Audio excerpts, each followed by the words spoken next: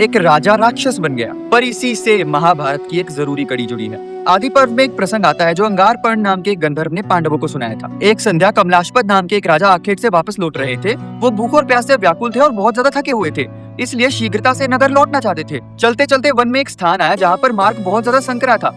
तभी राजा देखते हैं कि सामने से ऋषि शक्ति आ रहे हैं, जो कि ऋषि वशिष्ठ के सबसे ज्येष्ठ पुत्र थे।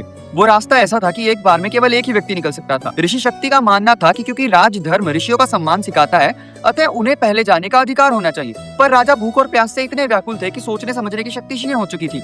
उन्हें लगा कि क्योंकि वो राजा हैं, अतः उन्हें प्रथम अधिकार होना चाहिए। धीरे धीरे उनकी वार्ता विवाद में बदल गई और क्रोध में राजा ने ऋषि शक्ति पर चाबुक से प्रहार कर दिया। इतने बड़े अपमान पर ऋषि शक्ति ने क्रोध में आकर राजा को यह श्राप दे दिया कि वो एक नरभक्षी राक्षस बन जाएगा। राजा ने उस समय इतनी गंभीरता से विचार नहीं किया और शीघ्रता से महल लौट आए। पर धीरे धीरे श्राप का प्रभाव दिखने लगा और राक्षसी प्रवृत्ति उनके मन पर हावी होने लगी। और उसी के आवेग में एक दिन उन्होंने महल में आए एक ब्राह्मण को मांस परोसवा दिया।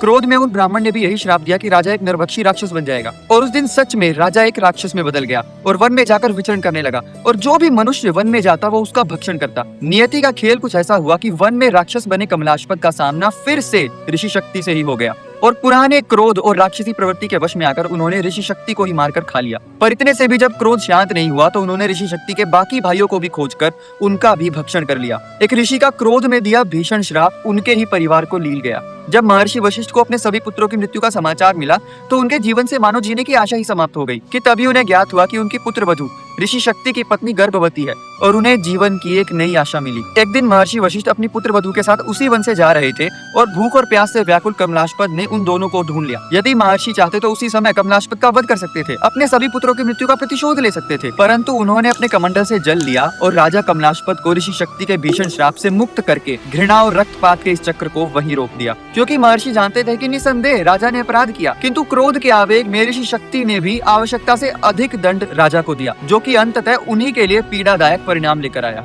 महर्षि वशिष्ठ ने ऐसा किया ताकि आने वाली पीढ़ियां घृणा और क्रोध के इस जंजाल से मुक्त हो जाएं, क्योंकि तब उनकी पुत्र वधू के गर्भ में पल रहे थे ऋषि पराशर, जो आगे चलकर पिता बने महर्षि वेदव्यास के, जिन्होंने लिखी क्रोध, ईर्ष्या, प्रतिशोध और रक्तपात से जन्मे धर्म के सबसे बड़े संघर्ष की कहानी महाभारत।